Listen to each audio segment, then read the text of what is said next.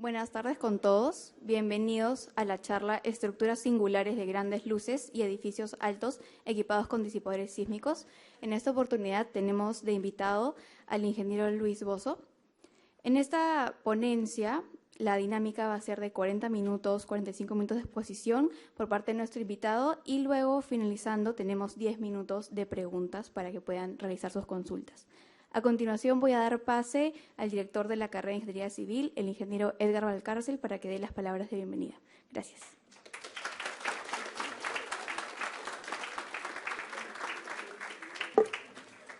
Muchas gracias, Valde.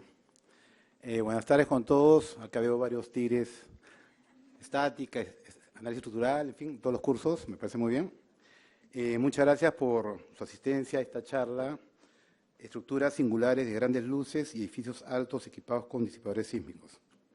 Para la carrera de Ingeniería Civil es un honor tener como invitado a un profesional de la talla de Lucho Bozo. Tú sabes, Lucho, el aprecio, estimación y admiración que te tengo. Así que es un honor para nosotros tener invitado a Lucho.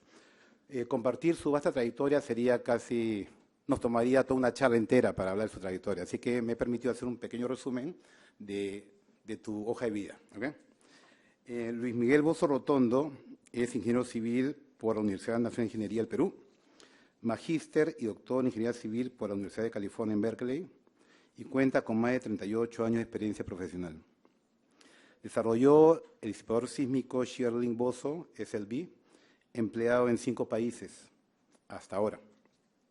Ha diseñado varios de los edificios más altos y complejos de Latinoamérica, como la Torre Paradox, de 62 niveles, el Estadio de las Chivas de México con un aforo de más de 45.000 personas, el Santuario de los Mártires, entre otros proyectos.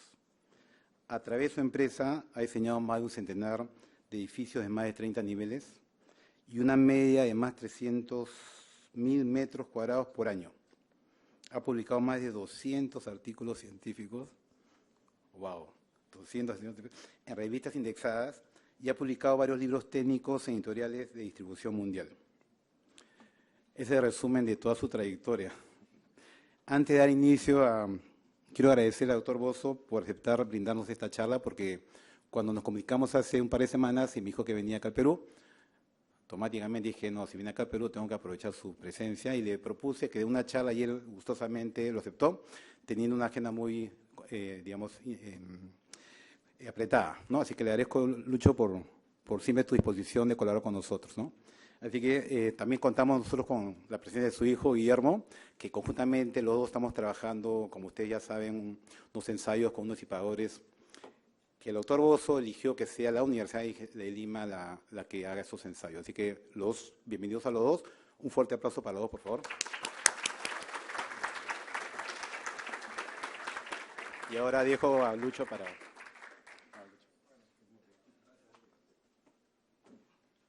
Bueno, yo más bien estoy agradecido a mi estimado amigo Edgar, que como dijo la anterior vez que vine, no podemos decir cuántos años nos conocemos, eso está prohibido, pero nos conocemos desde kindergarten, con eso lo digo todo.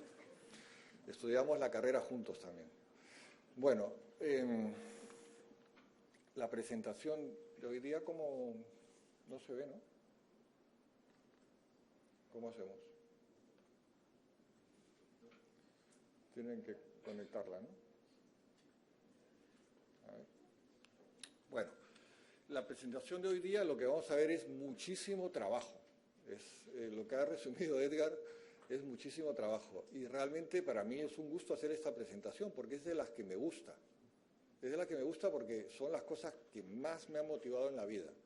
Yo si les tengo que dar algún consejo, es que traten de visualizar un objetivo. Un objetivo que en el caso mío era hacer estructuras. Yo cuando era jovencito, mi padre era un gran ingeniero y mi objetivo era hacer grandes luces, grandes proyectos, grandes espacios diáfanos. Y bueno, eso fue lo que he ido haciendo durante muchos años. Perdón, ¿cómo ahora? ¿Ahora sí? Entonces, retrocedemos. Bueno, ahí está. Estos son algunos de los proyectos que vamos a ver, como el edificio Mare, el Santuario de los Mártires, el Estadio de las Chivas, la Torre Paradox, el Hotel Marriott y la Torre OAC 58. Y bien, como les decía, ¿no? Yo desde joven visualicé, ¿no?, quisiera hacer grandes proyectos. Esto es como cuando uno ve una montaña, uno la ve por ahí arriba, ¿no?, y se ve muy grande, y se ve muy lejos, ¿no? Pero uno va caminando y al cabo de una hora de repente ya está ahí arriba. Pues algo así es lo que uno debe de tratar en su vida profesional. Visualizar un objetivo e ir en esa dirección paso a paso, sin un agobio de que tengo que llegar mañana, porque no, estas cosas, cuando uno va a la montaña, uno sabe que lo más importante es el poco a poco, ¿no?, en la dirección correcta. Y bueno, esta charla me gusta pues porque presento proyectos tan bonitos como el Estadio de las Chivas, el Santuario, el Nuevo Viario, son proyectos espectaculares y los he estado haciendo pues en 30 años, o sea, no es de un momento. La empresa pues ha hecho proyectos en varios países, ¿no? En una época trabajaba con empresas de posttensado que trabajaban en Bahrein, por ejemplo, hice varios proyectos ahí. Después he hecho muchos proyectos en España, evidentemente, y bueno, pues he hecho proyectos en Chile, principalmente en México, es donde más trabajo hemos hecho. México y Perú, evidentemente. Antes de presentar los proyectos, a mí me gusta dar una idea primero de cuál es la base conceptual. ¿Y eso por qué? Bueno, porque mi padre era un gran ingeniero que hizo grandísimos proyectos y él me enseñó ciertas cosas que yo trato de incorporar en mis proyectos y que siempre le doy mucha importancia. Es la base conceptual. ¿Y eso por qué? Porque claro, ustedes ahora lo tienen muy fácil, porque tienen una computadora que puede calcular lo que queráis. Pero en la época que nosotros estudiábamos, recién empezaban las computadoras. Entonces había la regla de cálculo. Con la regla de cálculo era prácticamente imposible de calcular las cosas y por lo tanto se requería base conceptual. Me van a permitir ir un poquito rápido por el tiempo que tenemos, porque tenemos que juntar una presentación muy extensa en poco, y yo quiero que vean las obras, que es lo más bonito, ¿no? Pero bueno, el caso es de que tenemos una serie de reglas, digamos, sencillas, como una estructura eficiente trabaja tracción-compresión, mecanismos definidos de transmisión de cargas. Este es muy importante, visualizar de la carga cómo va a llegar. Si hay un elemento más importante, ese elemento tiene que ser diseñado de manera especial. Y si ese elemento falla y falla el resto, tiene que ser doblemente reforzado. Ese tipo de consideraciones era lo que se hacía antes, estructuras simétricas. Poca gente sabe que el Estadio de las Chivas lo calculó mi papá, por ejemplo. Imagínense, en la década del 40, ¿no? Las aulas masivas de la UNI, o varias obras que están por el centro de Lima, ¿no? Bueno, esto es un tema, digamos, del aislamiento de base, ¿no? Que justamente incumple una de estas cosas conceptuales, ¿no? Porque toda la estructura se apoya en unos elementos que son además muy flexibles, ¿no? Entonces, en ese sentido, el efecto péndulo invertido es algo que no es conveniente, ¿no? La ductilidad y el confinamiento, esa es la base del diseño sismorresistente. Y fíjense, si ustedes visualizan que la ductilidad de una estructura es el hecho de que no pierda carga, aunque llegue a plastificar, van a dormir mucho más tranquilos, porque una estructura que sea dúctil no va a fallar, porque la falla es cuando pierde carga algo, ¿no? Pero si se mantiene la carga, no es un fallo, ¿no? Evidentemente, la ductilidad es una de las partes importantes, la otra es la rigidez. Si tenemos una estructura dúctil y rígida, será bueno, porque va a llegar a un límite, pero no se va a desplazar demasiado. Sin embargo, si es dúctil, pero es flexible, va a llegar a un punto en el cual se va a ir y va a caer con efecto P delta, ¿no? Entonces, en una estructura, y es muy importante visualizar que las cargas sísmicas son mucho más grandes que las de diseño. Las de diseño estarían aquí, miren, donde ven el cursor, ese puntito, esa es la carga sísmica real de una estructura. Imagínense un edificio de 20 plantas, pónganlo en voladizo, el edificio de 20 plantas, y multipliquen por 3 su peso. Imposible que una estructura de esa magnitud no se caiga con un terremoto. La única manera de que no se caiga es con ductilidad y rigidez. Esa es la base, desde el año 70 hasta la fecha, del diseño sismorresistente. Y bueno, aquí vemos ejemplos de fallos frágiles en estructuras, ¿no? La sobreresistencia es algo que siempre origina fallos. Por ejemplo, un muro apoyado en 2 columnas. Uno diseña sus columnas, no hay problema en principio, pero cuando este muro resiste mucho más de lo que toca, originará el fallo de estas columnas, y el fallo de esas columnas originará un fallo frágil. Por lo tanto, la sobreresistencia es algo que está presente y es que es muy importante en el diseño sismo resistente. Y bueno, ya empezamos a ver proyectos. Este sería el primer proyecto grande que hice en mi vida. Estos proyectos que ven aquí y este en particular. Esto no corresponde a estas estructuras, corresponde a la fábrica Mitre, que está aquí en Lima. Era una tridilosa. ¿Y qué es una tridilosa? Es una estructura que trabaja unas diagonales a tracción-compresión y una losita de compresión. O sea, imagínense una malla espacial que tenga una losa superior donde uno pisa, y esta estructura metálica le damos más peralte para que tenga más rigidez y el peso sea bajo, ¿no? Eso sería lo que es la tridilosa, como ven aquí, ¿no? O sea, una malla espacial y arriba una losita de concreto. En esa época no se podía calcular estas estructuras y por eso desarrollamos un programa que ven aquí. Esta es mi tesis de grados del año 86 en la UNI, que tuvimos que hacer un programa, primero desarrollar el método, programarlo y hacer los cálculos, ¿no?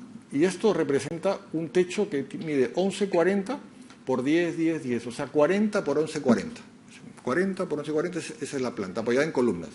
Hicimos un programa que se llamaba el programa CI8M, ¿no? Cuadrilátero isoparamétrico de 8 nudos mixto, con el doctor Scaletti. Hay cosas en la vida que no se olvidan, ¿no? O sea, el código de promoción 791188A. Yo creo que eso es para todo el mundo igual, lo digo, es imposible, ¿no?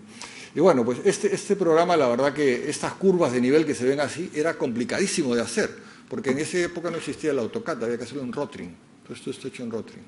Pero bueno, el caso es que pudimos hacer este programa para calcular estas estructuras que son las tridilosas, ¿no? La tridilosa es uno de los magníficos inventos mexicanos del ingeniero Alberto Castillo, que recibió el premio de National, del British, una universidad británica, y mi padre era amigo de él y él trajo la tridilosa al Perú. Entonces se hicieron muchas tridilosas en el Perú, pero el invento es de Alberto Castillo en México, ¿no? Y bueno, tenemos estructuras como esta, por ejemplo, que es espectacular, ¿no? Tiene 70 por 50 con solo 4 columnas al medio. Estamos hablando del año 87, 88, 89. Esto es al comienzo de mi carrera. Entonces aquí pueden ver este libro, los que están interesados, y pueden ver este otro libro sobre la base conceptual y el diseño sismo resistente. Son dos libros que yo les recomiendo que los puedan ver, porque ahí explico en más detalle lo que estoy pasando ahora un poco rápido. Ahora ya comenzamos a ver proyectos y empezamos con el Estadio de las Chivas. Claro, para mí, mi padre hizo el Estadio Nacional en el año 40. Claro, la posibilidad de hacer un estadio era algo que yo quería, ¿no?, en la vida, ¿no? Pero no es fácil, no hay tantos estadios y era muy joven, además hace 20 años aproximadamente de esto. Y bueno, tuve la suerte pues de poder colaborar en este proyecto. Es un estadio en Guadalajara, el Estadio de las Chivas. Inicialmente era un proyecto que tenía unos muros verticales con tierra por fuera y dentro se desarrollaba el estadio. El señor Vergara, que era el dueño del estadio, nos dijo de que cómo lo podíamos eficientar. Y entonces lo que planteamos fue, en vez de ese muro vertical, convertimos en un muro inclinado, como una especie de, imagínense, un semicono alrededor, ¿no? Un semicono, y teníamos las columnas que eran las de los grandes voladizos por encima, como se puede ver aquí. Esta es la gran cubierta y esto sería un semicono, ¿no?, que da toda la vuelta. A él, al señor Vergara, en paz descanse, cliente, le vendieron que era un volcán con una nube. Entonces él quería eso, un volcán con una nube. Es un proyecto muy bonito, por dentro es espectacular, ¿ven? Esto sería el interior, ¿ven? La berma está inclinada, esta berma que ven aquí, eso estaría aquí adentro. Entonces es una especie de centro comercial, ¿no?, porque los estadios se llenan solamente pues cuando juega las Chivas con otro equipo ahí mexicano, solo ahí una vez al año. Entonces el resto del tiempo el estadio va a estar vacío. Él pensaba, prefiero hacer una especie de centro comercial, que la gente pueda venir. Bueno, esto es un partido, ¿no? Hay mucha gente, pero durante el año se puede usar de varios usos. ¿Cómo trabaja estructuralmente? Que es lo interesante. Pues lo interesante es de que es una estructura que tiene un semicono que da toda la vuelta de concreto, que es muy rígido.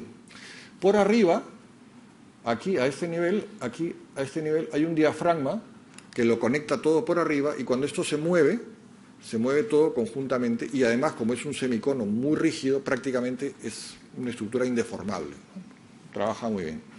Y por otra parte tenemos estas columnas, que son las columnas que se ven aquí, que son las macrocolumnas que resisten la cubierta del estadio. La planta, pues es una planta que tiene estas grandes columnas que ven aquí, una, otra, y todo lo demás es prefabricado. Prefabricado para una estructura tan grande va muy bien, ¿no? Es rápido, es fácil de montar y si no se hubieran demorado mucho tiempo. Aquí hay un tema interesante, porque al comienzo, cuando yo empecé a trabajar en el proyecto, había como un ingeniero que hacía la parte metálica y un ingeniero que hacía el concreto, ¿no? Entonces la estructura metálica era independiente, y eso era un error. Yo le dije, no, esto hay que juntarlo, ¿no? Juntaremos la parte metálica, que es la cubierta, digamos, metálica esta, la juntaremos con lo de concreto, y trabaja mejor. Si no estuviera junto, tendríamos que la columna, digamos, del gran voladizo, trabajaría suelta, ¿no? De esta manera, esta columna está unida con el graderío y equilibra el gran momento en una dirección del voladizo, se equilibra con los momentos de la berma. Esta es la berma que estaría atrás y eso sería el graderío. De tal manera que la reacción al final en la base es una reacción prácticamente daxil, no tiene tanto momento, ¿no? Este tipo de cosas son las que hay que pensar en las estructuras, porque lo demás lo va a hacer cualquiera, lo demás lo va a hacer el programa. La parte interesante y bonita, a mí, la parte que más me gusta es la parte de visualizar cómo queremos que sea la estructura, ¿no? Y eso fue lo que diseñamos en este proyecto, que realmente, pues, estas son fotos de la obra. Si van a Guadalajara lo podrán ver y es realmente espectacular, porque se ve el mecanismo de carga, ¿no? El voladizo trabaja en esa columna, la columna baja, tenemos la berma, se ve toda esta berma alrededor. Es una estructura realmente que sísmicamente no tiene ningún problema, porque es muy, muy rígida. Otro de los grandísimos proyectos que he hecho es este es espectacular. Este es el Santuario de los Mártires. Son 50.000 barras de distinta longitud. 50.000 es otro de esos números que nunca se va a olvidar. ¿Cómo volvieron a construir esto, ¿no? Porque todos son barritas distintas, ¿no? Es realmente complicado. ¿Cómo está estructurado? Porque a mí el arquitecto me dio una acuarela, ¿no? Esto ya es un render después, pero lo que me dio fue una acuarela. Me dijo, mira Luis, tú lo vas a hacer mejor que yo porque esto es una gran estructura, una gran cubierta, así que tú haz la estructura. Y me dio la acuarela. ¿Y cómo convierto eso en algo que se pueda calcular? Entonces, la manera que hicimos fue dividir cada 1,50 m, poner unos arcos.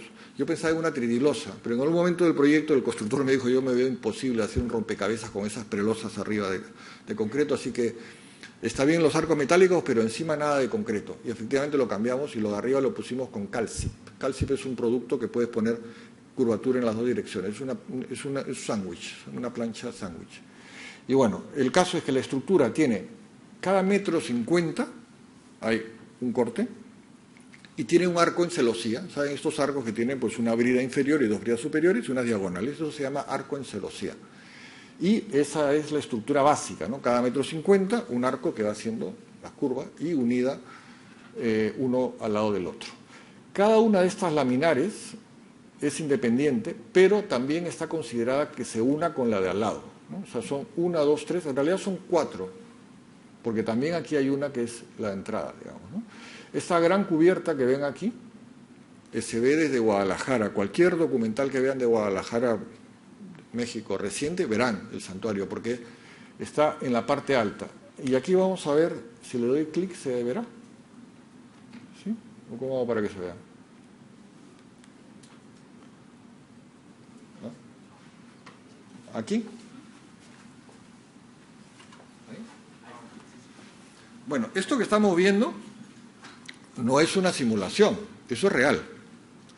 Es un dron que grabó durante la construcción. Ahora está más avanzado, esto es hace algunos, no sé, igual 5 o 10 años. Pero es una imagen real. O sea,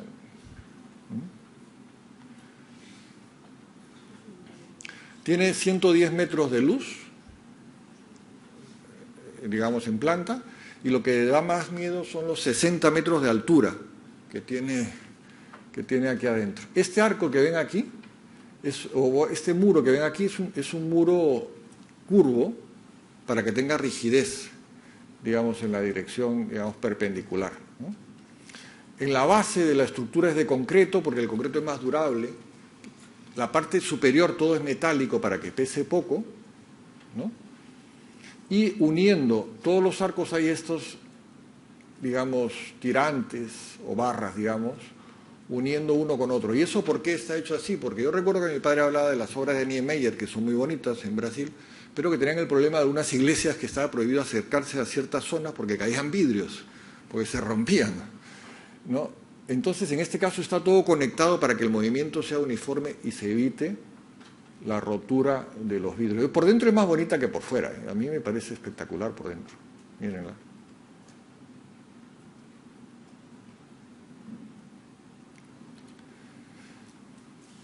Esto se hizo para poder, digamos, medir el día de mañana la estructura. Es decir, es un vídeo que el objetivo que tiene es cuando de aquí a 50 o 100 años alguien quiera ver si se ha movido aquello, las 50.000 barras que tenemos de distinta longitud, pues con este, ¿no? Sí. Se pueda determinar si ha habido algún movimiento por lo que fuera, asentamiento o cualquier aspecto, digamos, que se quiera verificar, ¿no? Esos serían imágenes de lo que serían las curvas. Aquí hay un aspecto interesante. Para hacer toda la modelización lo hicimos con Rhino, ¿no? Y aquí le doy el ejercicio visual de, a ver, aquí son 3 de las curvas, ¿no? De las 3 laminares que les hemos dicho, ¿no? ¿Cuál dirían que es esta, ¿no? O cuál dirían que es esta, cuál dirían que es esta, ¿no? Este es fácil. Este es fácil. Este es el altar. Claro. Este es el medio. Y esta es la de la entrada, la que era más difícil, porque además después la quería inclinada para arriba, ¿no? Como son 50.000 barras de distinta longitud, al final aprendimos a hacerlo, lo hicimos paramétrico, porque el arquitecto va cambiando. Entonces de repente habíamos hecho la estructura y nos dice, no, es que esto no me gusta que sea horizontal, yo lo quiero recto y lo quiero además con pico. Así. Ya habíamos calculado toda la estructura, 50.000 barras, y de repente nos dice que quiere eso, pero bueno. Este tipo de obras se hace porque uno quiere. Yo les puedo dar un consejo en la vida de que hay cosas que uno hace por obligación, evidentemente, que tiene que hacerlas, pero hay otras cosas que uno tiene que hacer porque quiere hacerlas, ¿no? Esta obra, cuando me dijeron para hacerla, yo le dije que quería hacerla. La parte económica me daba igual, o sea, soy un irresponsable, porque hacer una de esta obra con este proyecto, con la responsabilidad que tiene, pero yo quería hacerla, ¿no? Y nos pusimos de acuerdo muy rápidamente, porque yo quería. En la vida hay que hacer eso, porque uno acepta pensando, el día de mañana, pues eso va a dar lugar a otras cosas, ¿no? Y evidentemente el santuario fue una de la tercera obra que hice en México.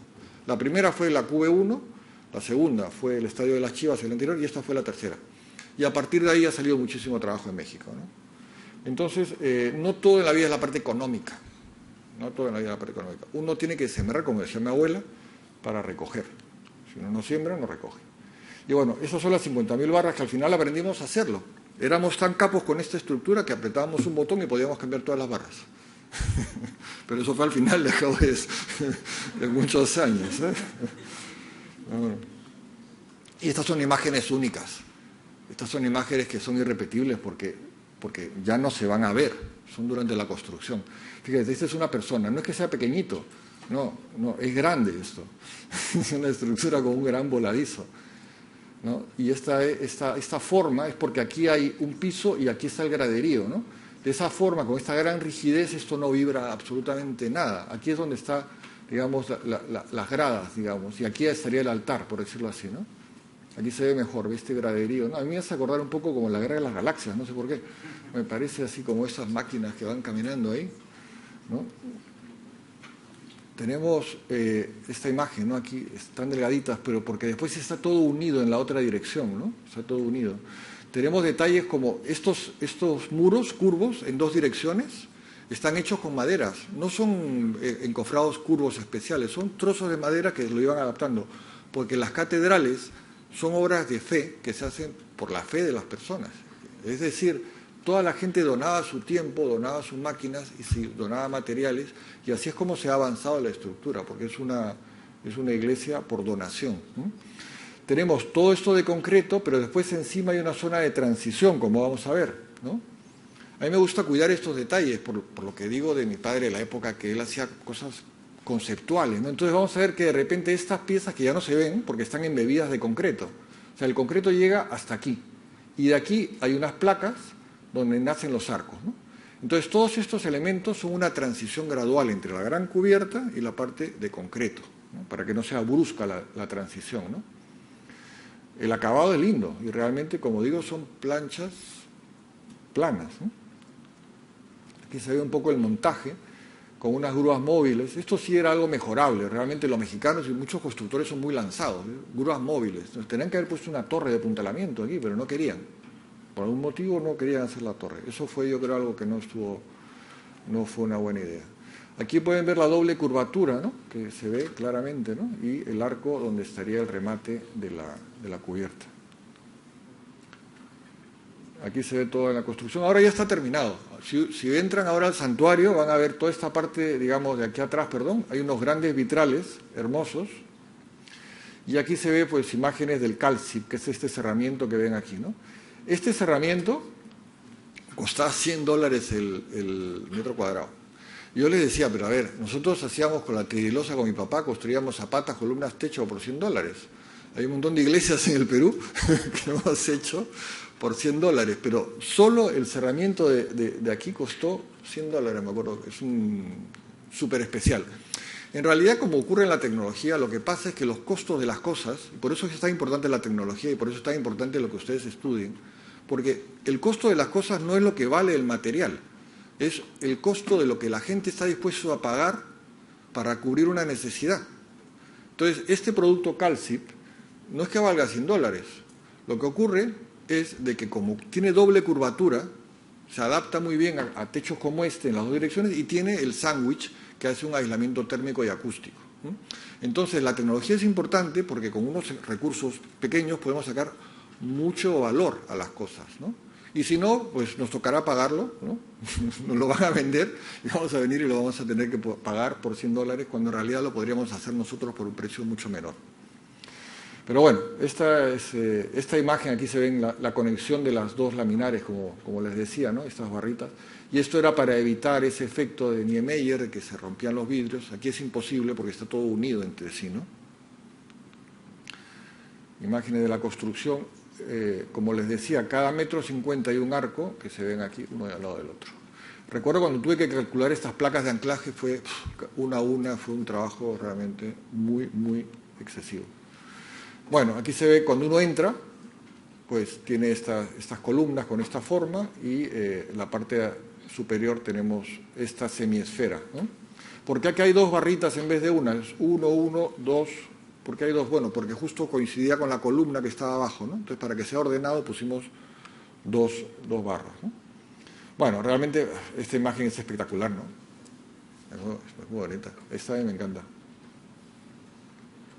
Es mucho más bonita por dentro que por fuera. Y bueno, es un poco como se ve hoy por hoy, ¿no? En este momento, pues tendría esta forma. El nodo viario es un proyecto que no se llegó a ejecutar, pero era realmente bonito. Estaría el estadio de las Chivas y para entrar pues teníamos estas curvas con este lanzón, que parecía un lanzón, digamos, así pre-inca, ¿no? Pero bueno, el proyecto en sí era espectacular, pero no prosperó. Pero me gusta ponerlo porque la verdad que quedó bien. Tener columnas inclinadas y en esta dirección prelosas. Hemos hecho proyectos en Bulgaria, por ejemplo, en este caso es una factoría de pan con unas luces de 14 por 14 para el de 50 y postensado con estas bandas en las dos direcciones, ¿no? Este sería el edificio de la BTV, de la televisión búlgara, losas postensadas planas. La manera de predimensionar el postensado es L entre 40, L entre 35, es decir, la luz que tiene, por ejemplo, 10 metros entre 35, pues 30 centímetros sería el peralte para una luz de 10 metros, ¿no?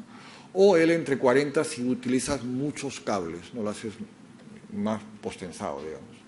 Y este edificio fue el primer edificio de postensado en Bulgaria, yo lo calculé, y esta es una foto que yo tomé estando ahí en Bulgaria, ¿no?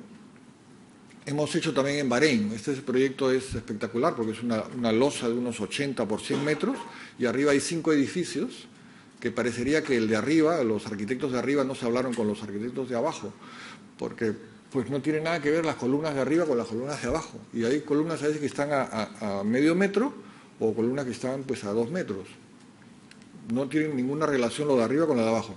Y quería un calculista que calculara la losa de transferencia entre lo de arriba y lo de abajo.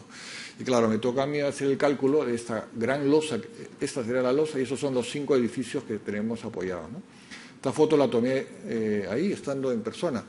Era invierno y eran como 45 grados, así que imagínense lo que es estar en ese país en verano, debe ser bastante duro.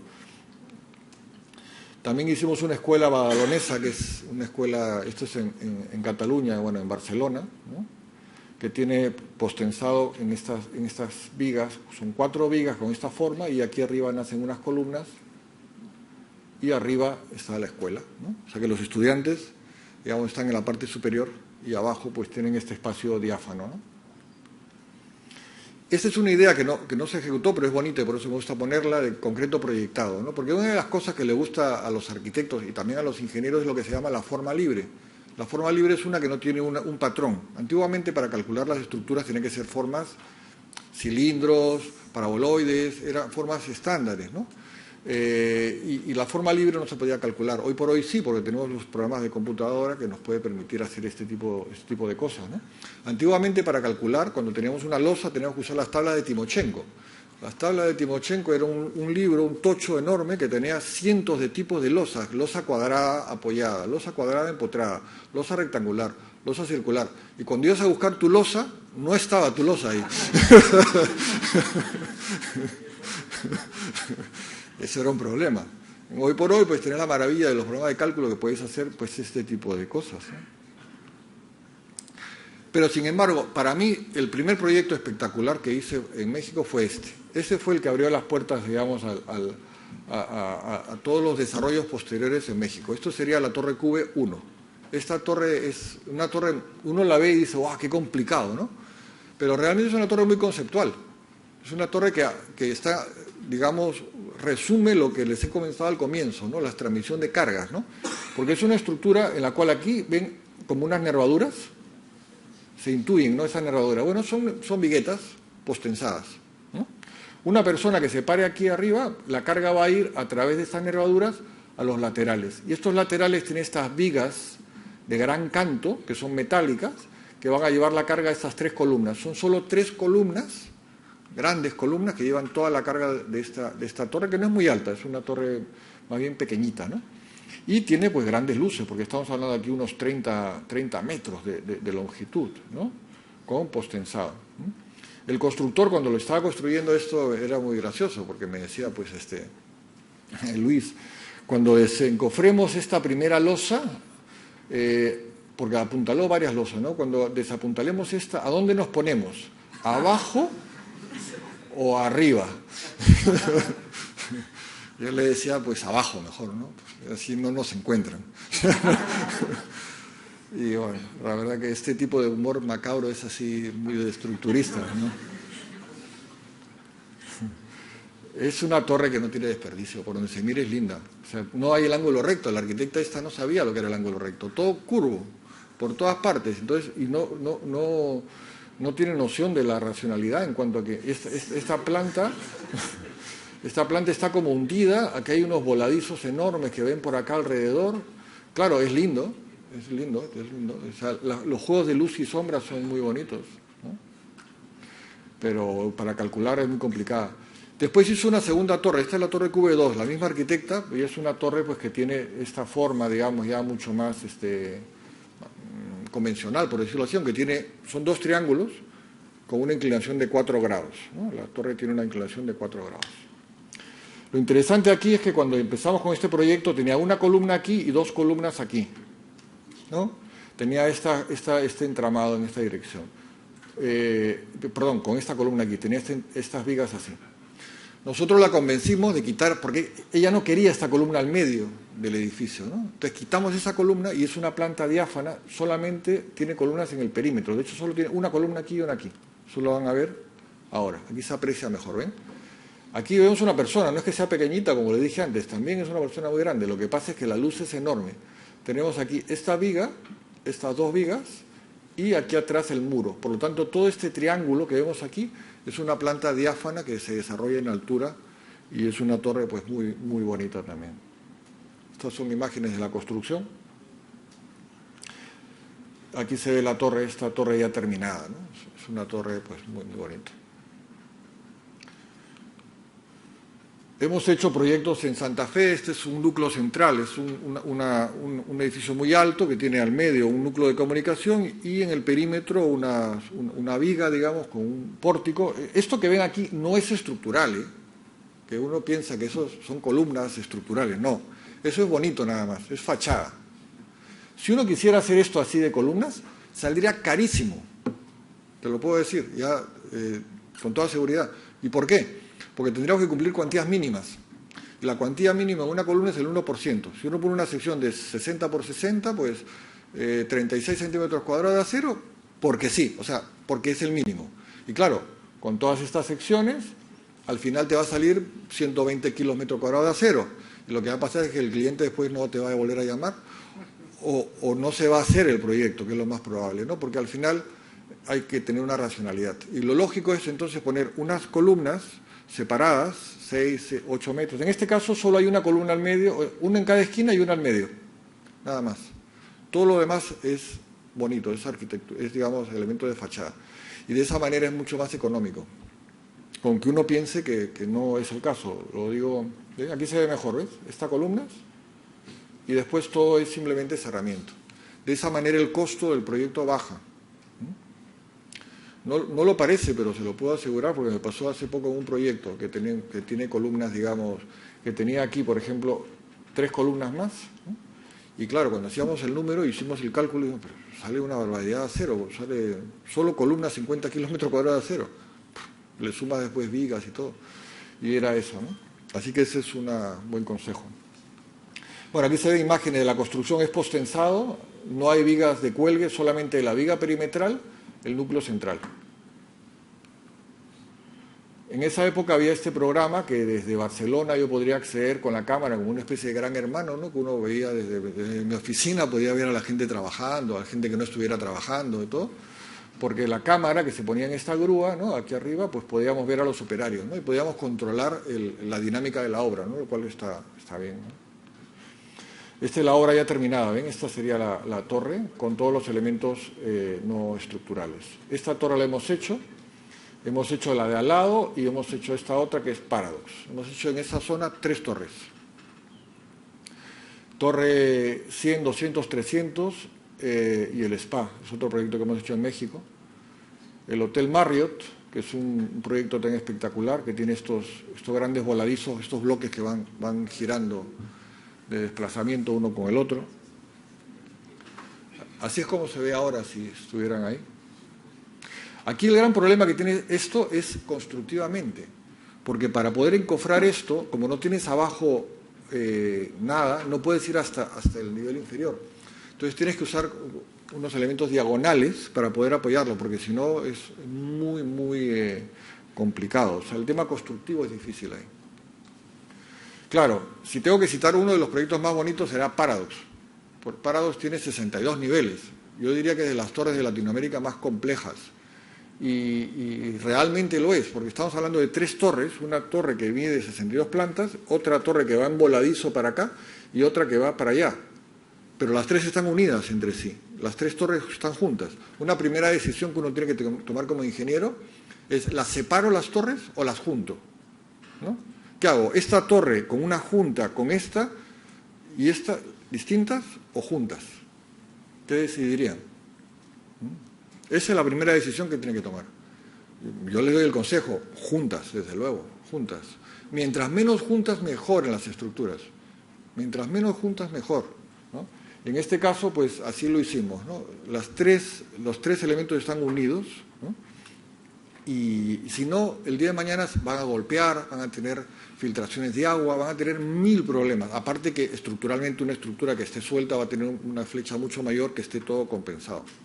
Por lo tanto, mi consejo siempre es unir las cosas, ¿no? Bueno, hicimos todo un programa de seguimiento pues para ver cuánto se movía, porque claro, una estructura vertical pues se queda vertical, ¿no? Pero una estructura que no es simétrica, como esta, se mueve. ¿Y hasta cuándo se mueve, no? Se comienza a mover. Tampoco queríamos que sea la Torre Pisa, aunque debo decir, de que una estructura de este tipo es imposible que uno pueda ver eso para allá arriba y decir se ha movido o no se ha movido, porque está todo tan inclinado que si se mueve 10 centímetros más nadie se va a dar cuenta, va a pensar que eso se ha construido así, ¿no? De hecho, durante la construcción, continuamente había llamadas a emergencia. Porque decía, se está cayendo la torre, ¿no? Se está cayendo la torre. Y no, la torre era así, un capricho arquitectónico muy bonito. Ven aquí esta forma que tiene así. Está inclinada apoyándose en esta, pero la tercera, la que está atrás, sale en voladizo para el otro lado. Otro proyecto espectacular que hemos hecho es el Central Park del corporativo. Es una estructura con columnas inclinadas y diafragmas horizontales, ¿no? Es una estructura que está en Guadalajara también. Es un edificio bastante alto. Aquí se ve terminado, ¿no? Por aquí por dentro. A raíz de esta estructura, nosotros siempre como criterio tenemos que los diafragmas los ponemos rígidos y los liberamos. Hacemos siempre ese juego de ver la estructura con una planta, ¿no? Por ejemplo, esta planta, por ejemplo, ¿no? Hacemos el juego diafragma rígido, diafragma flexible. Calculamos los axiles y lo diseñamos de esa manera porque si no, lo que ocurre es que el diafragma absorbe unas fuerzas que después hay que tener en cuenta en el diseño. Si simplemente haces tu cálculo con diafragma rígido, esas fuerzas no aparecen, se pierden en el programa, o sea, desaparecen. Es como que el modelo de cálculo, digamos, es un modelo de cálculo, ¿no? Eso hay que tenerlo claro en las estructuras. No es una realidad física, es un modelo matemático de algo, ¿no? Por lo tanto, es muy importante tener en cuenta eso. Muchos de los proyectos que hacemos son grandes formas orgánicas manejadas con voladizos de postensado, ¿no? Muchísimo postensado que nos permite cubrir grandes luces, como todas estas que estamos viendo aquí. Este es otro proyecto, se llama San Javier. Claro, el proyecto OAC 58 es un proyecto espectacular. Es un proyecto muy alto, también muy esbelto, como pueden ver, ¿no? Tenemos una estructura, si comparamos con las Torres Gemelas, que tenían una altura de 4,50 y 60, digamos, una esbeltez de 7,5, en este caso la esbeltez es de 10, es más esbelta que las Torres Gemelas.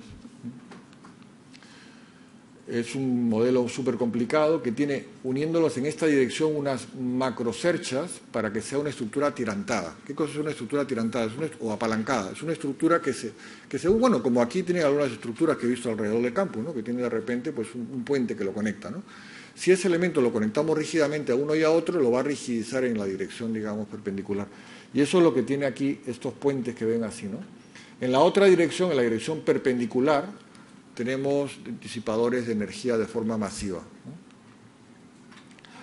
Aquí se puede ver en una dirección los muros convencionales y en la otra dirección lo que serían los disipadores de energía. Bueno, vamos avanzando porque tenemos poco tiempo. Esto sería un poco el modelo súper complicado, ¿no? Aquí se ven los puentes que les decía, ¿no? Estas diagonales conectan una estructura con la otra. ¿Ven aquí? Estos son más de 20 metros que tiene de luz. O sea, es una luz bastante grande. Aquí se ve mejor, ¿no? Tenemos en la parte de abajo diagonales, aquí solamente columnas, diagonales, columnas, bueno, para evitar diagonales, una estructura más racional. Se ve un poco la planta, cómo manejamos el postensado, bueno, las flechas, esto lo paso rápido. Aquí, interesante, pues sería decir de que hubo un terremoto, que realmente el terremoto de Puebla, aunque hubo mucho daño en México, pero el terremoto de Puebla, este edificio está en Puebla, entonces lo que hicimos fue calcular qué hubiera pasado, vimos la señal más grande de ese terremoto, que fue esta, y sometimos esta estructura a ese terremoto en su base, ¿no? Eso fue lo que hicimos de manera numérica, porque el terremoto ya había ocurrido, ¿no? Y lo que obtuvimos fue qué ventajas tenían los disipadores de energía, ¿no? Y aquí podemos comparar la estructura sin protección sísmica y la estructura con protección sísmica, cómo bajaba el desplazamiento de entrepiso, ¿no? Que tenía una bajada bastante consistente en toda la altura. Y al mismo tiempo también observamos que había una gran reducción en la aceleración. La aceleración de la cubierta en base a los disipadores bajaba a la mitad, del 50%, lo cual era muy interesante. Esta sería la superposición de las dos aceleraciones en cubierta, con disipadores y sin disipadores. Son algunas imágenes de la construcción. Como digo, lo paso un poco rápido. Esto es una escalera muy escultórica. Proyecto Interlomas, este está terminado hace poco, esto está en Santa Fe, en México. Una estructura bonita. Esta es Mare Baikavali. Se puso de moda en una época en México de que ponerle el nombre de un diseñador al edificio, ¿no? Mario Bay Cavalli es el diseñador Cavalli, ¿no? Entonces pues pusieron el nombre de ese diseñador a esta estructura que es muy delgadita, ven así, es como una oblea. Realmente es muy bueno, es así, está terminada y es así. O sea, el cliente que teníamos antes, el señor Felipe Tomé, en paz descanse, él me decía, yo quiero hacer un render que sea igual a la realidad, porque si lo hago distinto, el cliente no me va a comprar el día de mañana. En cambio, yo le puedo decir, mira, este es el render, esta es la realidad de todos mis proyectos antiguos. El que te voy a hacer para ti va a ser así. Entonces, era una manera de tener una dinámica de clientes. Era muy inteligente. Bueno, el caso es que hizo este proyecto Mario Bay Cavalli, que es muy, muy bonito. Todo es lo mismo, losas postensadas. Al final se barajan con estas pendientes para que se vea delgadito en el contorno, ¿no? Las columnas. Bueno, esto está en Acapulco. Bien, tendríamos ya poco rato, pero tenemos poco también, he ido más o menos rápido. Esta estructura es algo que a mí particularmente me gusta mucho porque es algo muy reciente. Esto está encima de nuestra mesa ahora en la oficina.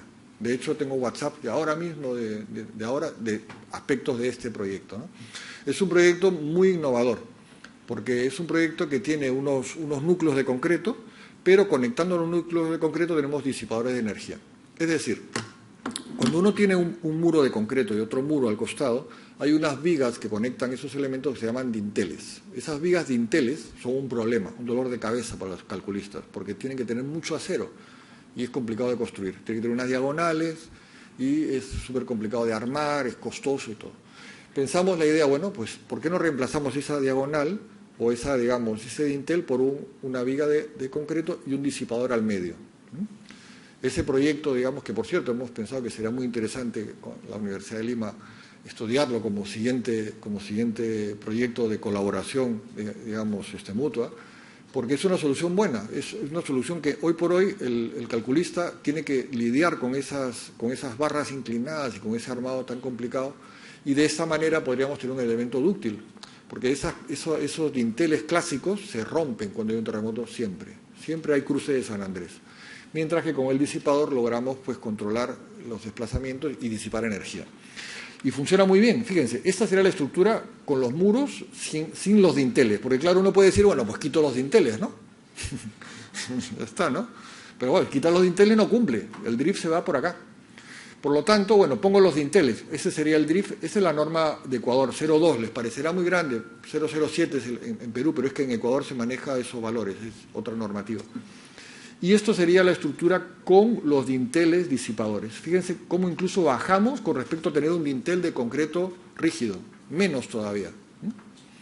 Y el costo, si uno mira los muros, los espesores, bajamos de 55 a 45, estamos hablando de 10 centímetros, es una barbaridad. Si miramos el acero, son 10 kilos por metro cuadrado de acero, que si lo multiplicamos por 44.000 metros cuadrados, estamos hablando de 440.000 kilos.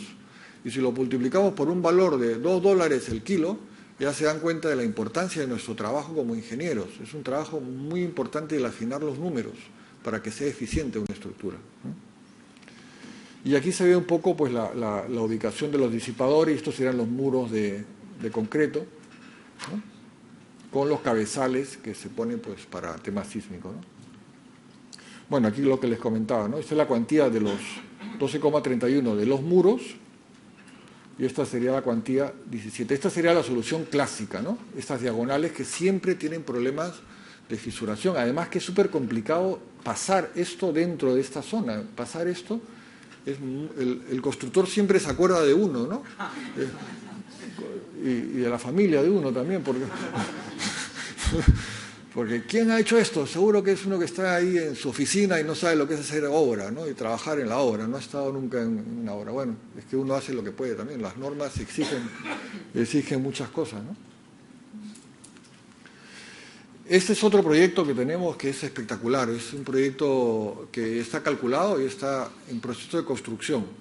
Es un proceso que se llama Chapultepec. Es el proyecto más grande con disipadores de energía que hemos hecho hasta la fecha. Es un proyecto que es de irregularidades extremas, ¿no? Pero lo que nosotros hemos contribuido con los disipadores es de que podemos controlar la irregularidad poniendo disipadores en ciertas partes de la estructura. Entonces controlamos la torsión poniendo un disipador en esta zona que contrarreste lo que está ocurriendo en la otra y vamos haciendo pruebas y vamos haciendo ubicaciones que controlan la irregularidad. Y de esa manera bajamos muchísimo los desplazamientos y los esfuerzos y los costos de la estructura. Este proyecto se llama Chapultepec, que por cierto Chapultepec es montaña de grillos en México. Yo me enteré hace poco, Chapulín Colorado, ¿no? Chapultepec, de ahí viene la expresión. Bueno, en fin, estas serían pues las imágenes de los cálculos que estamos haciendo, ¿no? Se garantizó ocupación inmediata para un terremoto de 2.475 años. Ya estoy terminando.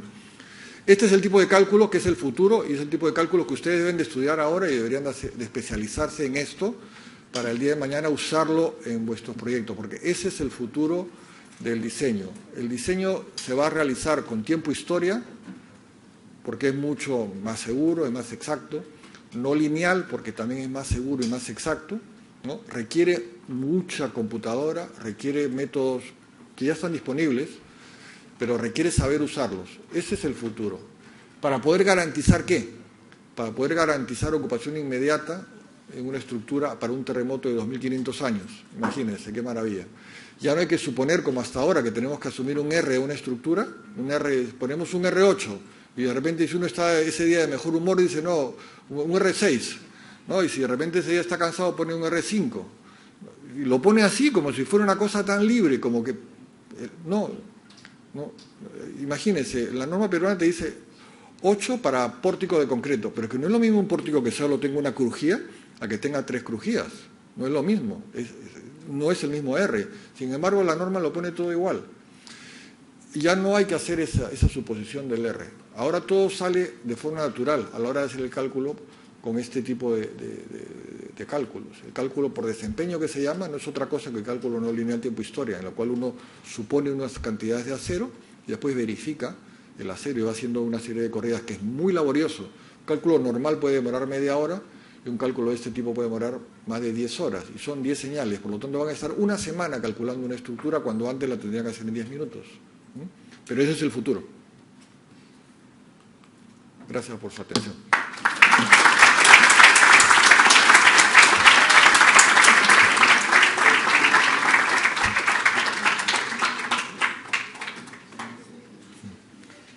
Bueno, si tienen preguntas.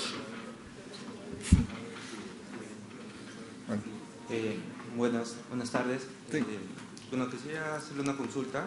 ¿Qué tipo de consideraciones debería de tener en cuenta al diseñar estructuras para resistir movimientos sísmicos o terremotos, ¿no? Bueno, eso es lo que hemos hablado en gran parte de la presentación, Sí, pero digamos, ¿qué consideraciones? Mire, en primer lugar, la ductilidad es algo súper importante, la hiperestaticidad de las estructuras, ese tipo de consideraciones. Tiene que saber el sitio, el suelo es muy importante. Los suelos, digamos, siempre hay una relación entre el tipo de suelo y el daño, ¿no? Lo vas a encontrar cuando hay zonas de una ciudad que tiene más daño, ese suelo probablemente es peor que en otras zonas, ¿no? Ese tipo de consideraciones. Y a nivel técnico, pues lo que te he comentado, la ductilidad, la hiperestaticidad, ese tipo de consideraciones. Estudiar mucho, revisar mucho las cosas, revisarlas siempre. O sea, es algo que puede haber errores en cualquier parte, sobre todo cuando es un programa de cálculo.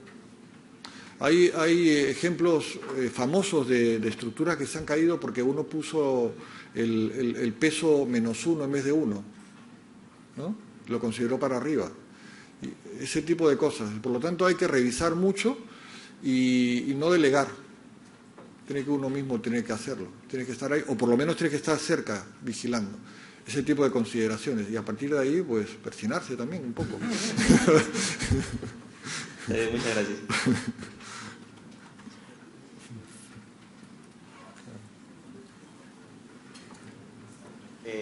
¿Qué tal, ingeniero? Le quería hacer una pregunta. Usted mencionó las trilosas. En realidad yo recién soy de quinto ciclo, muchos acá también de mi salón, entonces no sabemos mucho, ¿no? Pero sí. Mencionó eso de las trilosas que era de la época de su padre, ¿no? Claro. Pero en la actualidad, ¿qué clase, digamos, solución estructural está, digamos, ahorita en desarrollo o que digamos que ya se está utilizando, así como las trilosas, ¿no? Que sea una solución general, ¿no? Porque usted mencionaba soluciones, pero de proyectos específicos, pero algo así que se pueda implementar en futuros proyectos, ¿no? Sí, me parece interesante la pregunta. Mira, hay muchas opciones. La tridilosa es un magnífico invento.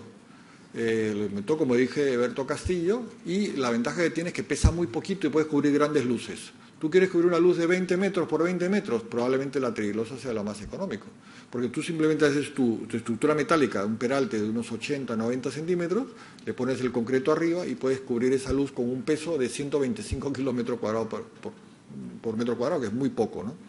Pero tiene dos inconvenientes. Uno, el tema de lo laborioso que es doblar las barras, ¿no?, para ejecutarla, el tema, digamos, de la laboriosidad del proceso. Y segundo, la soldadura, pues es una estructura que requiere soldar esos nudos, ¿no?, y por lo tanto es un proceso que la soldadura siempre es un proceso que en obra, in situ, pues es un elemento un poco criticable o difícil, por decirlo así, ¿no? Por lo tanto, pues sí, la tridilosa ha ido cobrando menos importancia, ¿no? Y hoy por hoy prácticamente, digamos, que se utiliza muy poco en el Perú. Yo diría que podría haber quizá 1 o 2 estructuras al año que se puedan estar haciendo con esta tecnología, por lo tanto no se utiliza. Por lo tanto, ¿qué opciones tenemos? Pues una primera opción es el posttensado. Evidentemente el posttensado es una magnífica solución para cubrir grandes luces porque tiene poco peso, ¿no? Y al mismo tiempo utilizas un acero que resiste 17.000 o 18.000, según se mire, kilos por centímetro cuadrado. Entonces tú haces el siguiente número. Una barra corrugada son 4.200. Tú tienes un cable 18.600. Eso multiplicado por 4, ¿no?, la resistencia. Pero no cuesta 4 veces más. Cuesta el doble. Por lo tanto, te cuesta, al final de cuentas, la mitad. Al mismo tiempo, el cable de posttensado no tiene retazo, porque es una bobina que puede medir, no sé, 1 kilómetro, o sea, es súper largo. Por lo tanto, tú vas cortando a medida lo que tú necesitas. No es que tú vayas a hacer una barrita y otra, no. Tú haces todo un cable de una tirada y después lo cortas y después le pones unos anclajes. Por lo tanto, el posttensado es una técnica que hoy por hoy es muy buena, tiene mucho futuro. Pero hay otras técnicas, ¿no? Por ejemplo, estaría lo que serían las prelosas. Las prelosas es una solución muy interesante. ¿En qué consisten? Pues consiste en un elemento muy delgadito, inferior, de 6 centímetros, en los cuales tú le incorporas unas armaduras para conectarte con lo de arriba. Esas prelosas pueden ser armadas o pretensadas. ¿Qué diferencia hay? Pues la armada simplemente son unas barras que tú las pones con tu losita de 6 centímetros y listo. Las pretensadas, tú haces una línea de fabricación, imagínate, 100 metros. Pones un cable, los tiras en un lado, lo anclas por el otro, lo tiras, vacías tus 10 o 6 centímetros de concreto, ¿no?, y previamente has puesto separadores, ¿no? Si tus piezas son de 10 metros, pues cada 10 metros pondrías un separador, tiras el cable, vacías el concreto y después simplemente sueltas el extremo, eso se comprime y tiene ya cada pieza de 10 metros pretensada, ¿no? Esas piezas miden típicamente 1,20 m de ancho por la longitud que tú tengas, ¿no? Entonces tú tienes tu pieza de 1,20 m, la coges con una grúa y la llevas y la montas. Tiene ventajas porque es prefabricado y lo prefabricado tiene ahorros en cofrado y tiene una serie de ventajas. El inconveniente pues es de que tienes que transportarla, necesitas grúas, pero está imponiéndose. Yo veo en el Perú un aumento de las prelosas, principalmente las armadas en las que he visto. No tengo constancia de tanto elemento pretensado de prelosa como en España, que ahí hay muchísimas obras hechas con esa solución. Y bueno, a partir de ahí hay otros sistemas más. Hay uno que le llaman el bubble, que son unas bolas, digamos, que las ponen en las dos direcciones, después vacían el concreto y bueno, es un sistema alemán que bueno, tiene ventajas térmicas, acústicas, es otro sistema. También hay pues las viguetas, ¿no? Pero la vigueta normal, que tú haces como pieza de 60 con una vigueta. Pero bueno, yo diría, en orden de mi preferencia, el posttensado, las prelosas. Posttensado y prelosas. Y in situ son las... ¿sí? Gracias. Podemos dar una charla sobre ese tema completo. Sí, bueno, ahí...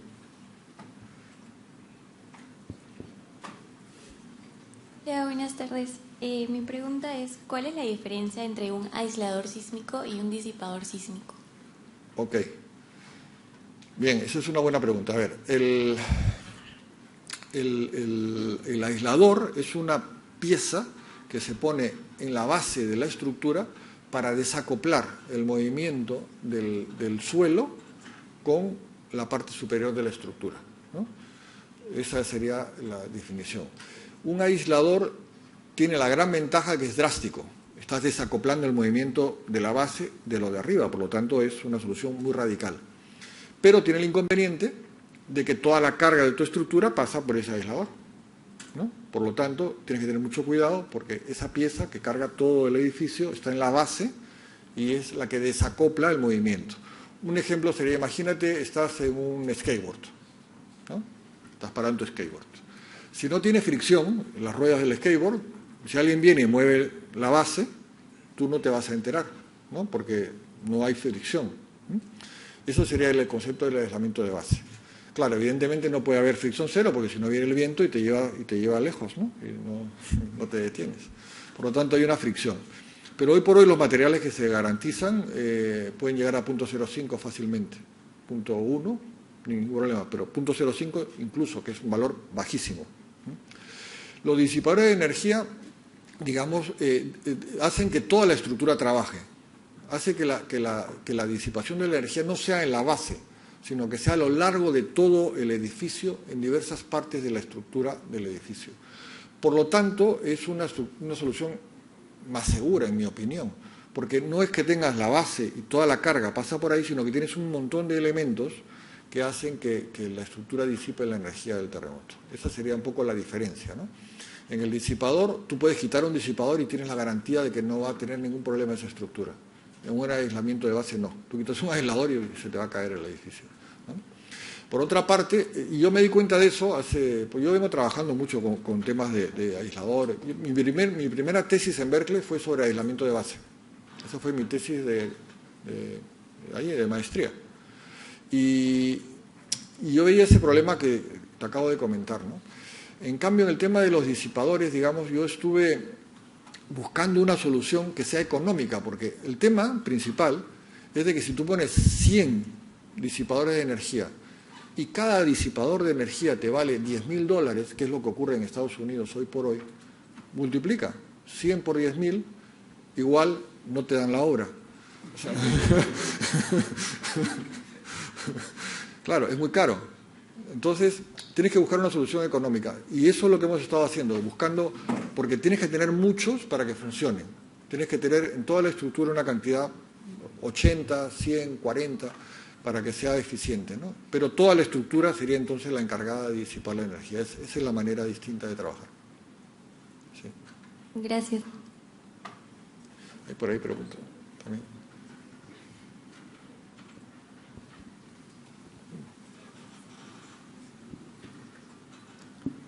¿Qué tal, profe? Yo tengo una pregunta con el diseño y con la construcción de los edificios altos y los esbeltos. Si usted puede aplicar las disipadores de energía, ¿también se podría apoyar también con los amortiguadores de masas sintonizadas por péndulo? Sí. Y si es así, ¿podría reducirse el desplazamiento entre pisos o sería una solución muy cara ya? No. Para edificios sí. locos. No, a mí los tumbas dampers me parece una solución muy buena. Pero sobre todo una solución muy buena para viento, para cierto tipo de fenómenos, digamos, sobre todo el viento. ¿Por qué? Porque los tumbas dampers, digamos, lo que hacen, o amortiguadores de masa sintonizada, lo que hacen es que tú tienes un periodo de tu estructura, el que fuera, y pones una masa pequeñita del mismo periodo de la estructura de abajo, ¿no? Pero ¿qué ocurre? Que en las estructuras de concreto, el sismo va a hacer que el periodo cambie, porque la estructura va a fisurar, ¿sabes? Entonces, al fisurar, si es metálico, en principio no tendrás tanto problema porque al ser metálico el periodo se va a mantener. Pero si es de concreto y tienes tabiques, ¿no?, cerramientos, cuando hay un terremoto se va a romper los tabiques y se va a cambiar el periodo. Su eficiencia va a caer, pero es una buena solución. A mí me parece fascinante que tú puedas aplicar una tecnología como los tumbas dampers, ¿no? Y se han utilizado en grandes obras. Por ejemplo, el puente del Milenio, no sé si lo conoces, si no te recomendaría que le eches un vistazo, el puente del Milenio en Inglaterra, puedes poner vídeos, porque es un puente que se inauguró, Palacio de Buckingham, en Inglaterra, en Londres, se inauguró y se cerró al día siguiente. Porque no tenían los Thomas Dampers.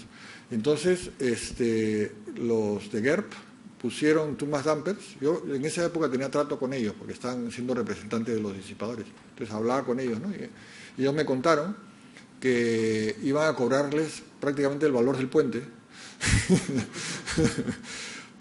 y que además nunca se iba a saber que eran los alemanes que lo habían arreglado, porque frente al Palacio de Buckingham, que venga tecnología alemana a resolver un problema, pues no era algo bien visto, ¿no?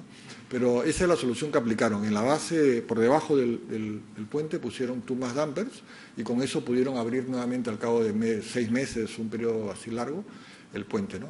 Hay grandes edificios altos que también tienen esa tecnología. O sea, está muy bien, pero como digo, en mi opinión personal, para terremotos es más, digamos, hay que tener más cuidado. Gracias. ¿Sí? Y bueno, tú sabes que para que funcione, la diferencia entre un fabricante de Thomas Dampers y otro es la masa que tú le tienes que poner a tu estructura para que eso funcione, ¿sabes? Si tienes una masa de 100, por decirlo en una unidad, 100, pues qué masa tienes que tener arriba para que sea efectivo, ¿no? Entonces los alemanes, los de Kerr, me decían que ellos eran los mejores en el mundo, porque ellos podían poner una masa de 0.001 y ya era eficiente, y podían hacer esa calibración, digamos, pero poca gente puede hacer tanta precisión, porque es una masa que tú le añades, ¿no? Sí, no sé si hay más preguntas por ahí. No por ahí. Ingeniero, buenas tardes. Mi pregunta sería, ¿en qué parte de la estructura se ponen los disipadores de energía y cuántos disipadores de energía utilizan sus proyectos? Vale, bien, buena pregunta. Vamos a ver. Normalmente se ponen donde la arquitectura nos permita, ¿vale? Pero si nosotros tenemos la libertad de ponerlos, pues depende. Por ejemplo, tenemos, imagínense, una planta rectangular, tenemos en este sentido el núcleo de comunicaciones, pues para compensar esa torsión que va a tener, trataremos de ponerlos en la otra dirección. Los pondríamos en esa zona. Hemos visto al final de esta presentación un nuevo desarrollo, que es justamente lo que hemos dicho, hacer un proyecto, que espero que lo hagamos realidad aquí con la Universidad de Lima, que sería esta solución en los dinteles, ¿no? Es decir, cuando tienes un núcleo de elevadores, ¿no? De ascensores, ¿no? Tienes tu núcleo, esas vigas que conectan los dos muros de concreto, esos dinteles, pues ahí podemos aplicar disipadores también, que es una buena posición, porque normalmente en arquitectura no va a molestar. Normalmente ponemos, o tratamos de poner 4 por planta, 2, o como mínimo 2 por planta. Pero es algo muy variado, depende del proyecto. O sea, tenemos, por ejemplo, ahora un proyecto que estamos haciendo aquí de 33 niveles en Lima, que será el 4º edificio más alto en Lima, y este proyecto tiene una forma de L. Entonces, en ese proyecto que está todavía en fase, no está 100%, es decir, hay un tema de la municipalidad todavía, hay unos arreglos que tienen que hacer, pero en ese proyecto en particular hemos puesto como 80, Guillermo, puede ser, o 100 disipadores, más, 120 disipadores para ese proyecto, de tal manera de que la irregularidad generada por la L la hemos compensado poniendo los disipadores en la ubicación que por arquitectura nos permite y que compense la irregularidad. Y hemos puesto 120. Entonces, por lo tanto, el número es muy variable. Podemos usar 4, podemos usar 100, sería ya un número bien alto. Lo máximo que hemos usado, que es el dato que te puedo dar, sería el proyecto anterior que hemos visto, de Chapultepec. Ahí tienen como 200 disipadores. Es el más grande. Pero que es enorme el edificio también, claro. Sí. Gracias.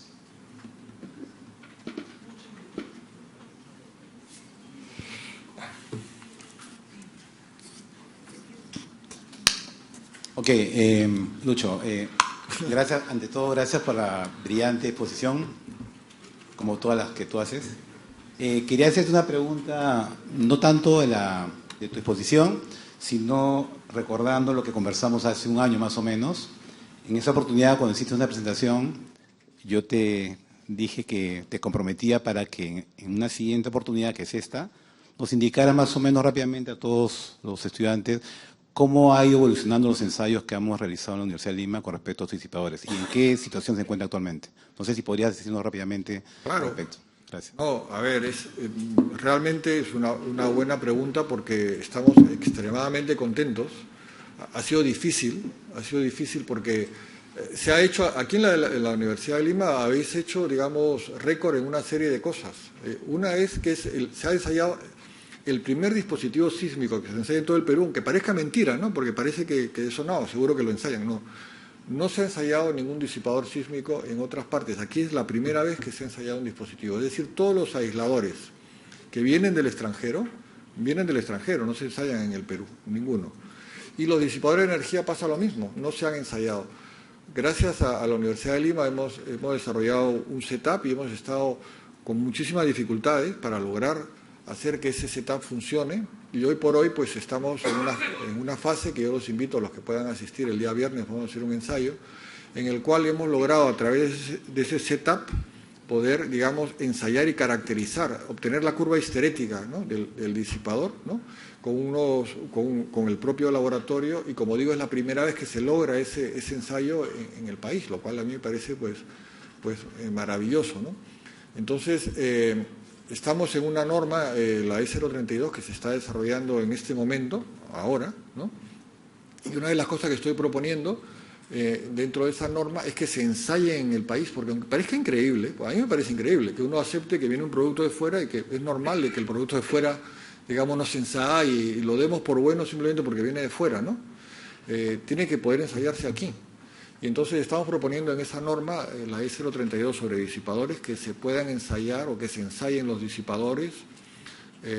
Bueno, los aisladores pues debería, pero esa es otra norma, no sé eso cómo va a quedar, pero para los disipadores estamos proponiendo, ¿no? Entonces esperemos que eso sea así y que entonces el camino que ha marcado la Universidad de Lima, ese camino de apostar por la tecnología y hacer los ensayos aquí, otras universidades lo copien y se puedan probar otros sistemas y se pueda continuar con algo tan evidente como que nosotros probemos nuestros sistemas aquí en el país y así desarrollamos la tecnología, ¿no? Eso es lo que es para mí la verdadera revolución. La verdadera revolución no es ir a tirar piedras, eso lo puede hacer cualquiera. Nosotros cuando éramos estudiantes, esta anécdota tenía pensado contarla.